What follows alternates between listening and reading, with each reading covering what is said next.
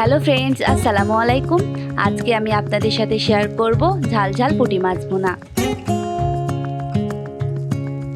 এখানে আমি 400 গ্রামের মতো পুঁটি মাছ দিয়ে নিয়েছি আর মাছগুলোকে আমি ভালোভাবে ধুয়ে পরিষ্কার করে নিয়েছি। এখন আমি হাফ কাপ পেঁয়াজ কুচি দিয়ে দিব, 1 টেবিল চামচ রসুন বাটা, 1 টেবিল চামচ পেঁয়াজ বাটা, 6 থেকে 7টির মতো কাঁচামরিচ, হাফ চামচ শুকনা মরিচের গুঁড়া,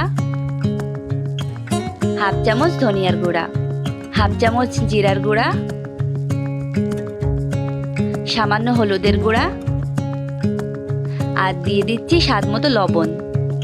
এখন আমি 100 গ্রামের মতো সয়াবিন তেল দিয়ে মাছগুলোকে ভালোভাবে মাখিয়ে নিব।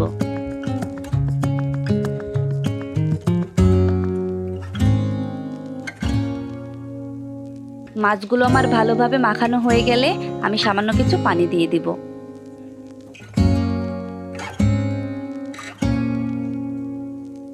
এখন ঢাকনা দিয়ে ঢেকে আমি মাছগুলোকে 6 থেকে 7 মিনিটের মতো রান্না করে নিব।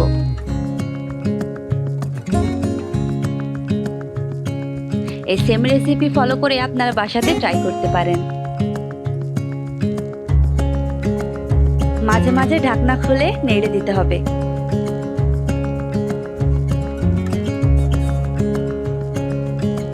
মাছগুলো আমার রান্না করা হয়ে গেছে। এখন আমি আপনাদেরকে পরিবেশন করে দেখাচ্ছি।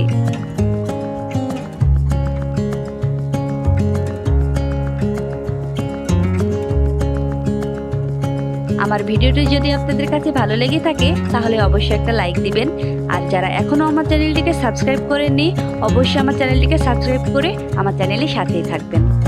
আল্লাহ হাফেজ।